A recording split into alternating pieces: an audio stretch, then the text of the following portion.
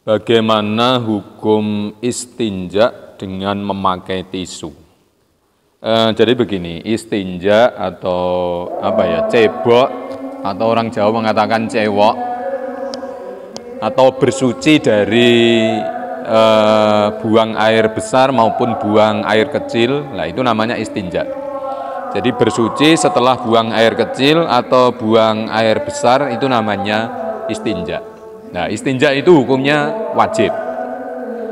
Kemudian alat yang dipakai untuk bersuci dalam istinja itu yang ideal adalah batu dengan air. Jadi dibersihkan dengan batu dulu, kemudian baru dengan air. Itu yang ideal, yang bagus memang seperti itu.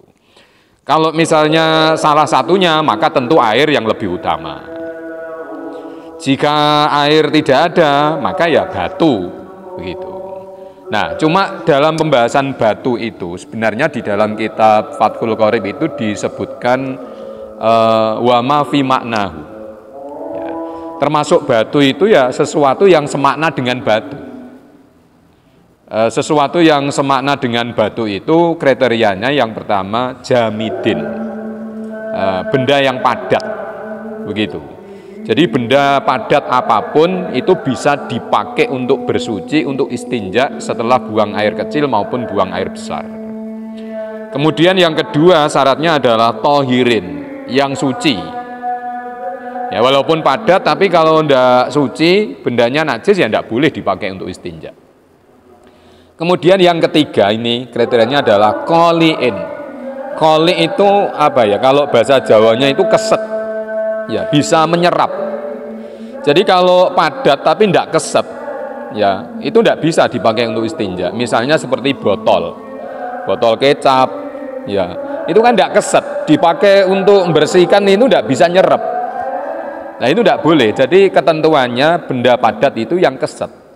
Nah sehingga kalau sekarang ini karena perkembangan teknologi, ya kayak di pesawat begitu ya, itu di kamar mandinya ya enggak mungkin disediakan air yang melober-lober, itu enggak mungkin, ya cukup disediakan tisu.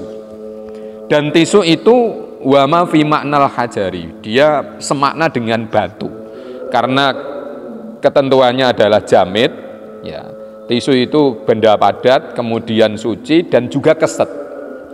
Sehingga dengan demikian orang yang istinja bersuci dengan tisu itu boleh karena memenuhi kriteria itu.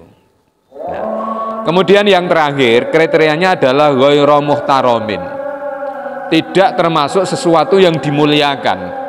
Kalau dimuliakan ya tidak boleh dipakai untuk istinja. Misalnya makanan begitu, makanan itu kan muhtarom, yang dimuliakan. Walaupun dia jamid, padat, suci, keset, tapi karena muhtarom dia dimuliakan ya tidak boleh.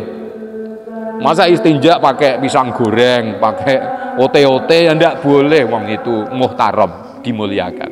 Jadi kriterianya 4 ini ya.